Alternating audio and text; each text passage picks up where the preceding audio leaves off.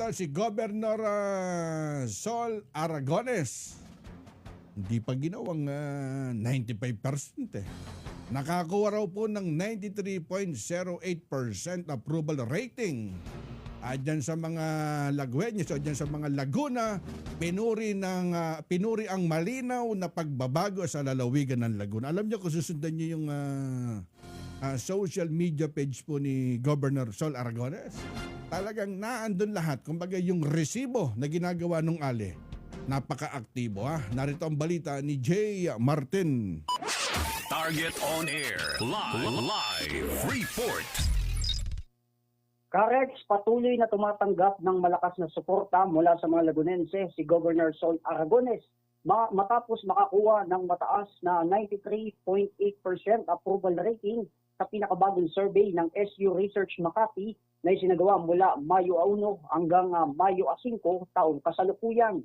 Sa performance-based survey na nilawkan ng 3,000 respondent mula sa iba't ibang bayan sa lalawigan ng Laguna, lumabas na 1.78% lamang ang hindi sang-ayon sa pamumuno ni Governor, habang 5.14% naman ang neutral.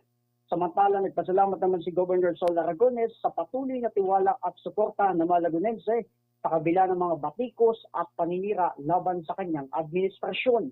Ipinakita rin ng survey ang patuloy na pagtaas ng tiwala ng publiko sa liderato ni Aragones, lalo na dahil sa mga nakikitang proyekto, programa at positibong pagbabago sa iba't ibang bahagi ng lalawigan.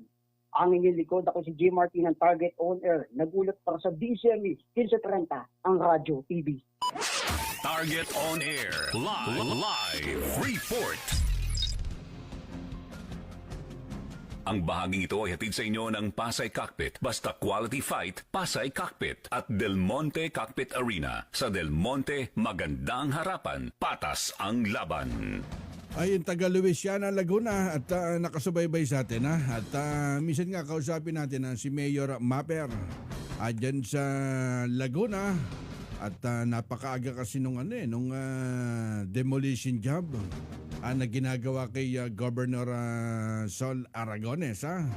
Pero si Governor Sol Aragones naman kumbagay napaka-aktibo dyan sa kanilang probinsya. Yun ang kalamangan kapag ikaw dating media, kumbagay napakabilis po ng proseso ay sinasabing pagtulong ha. Lalo na dyan sa lalawigan po ng Laguna ha.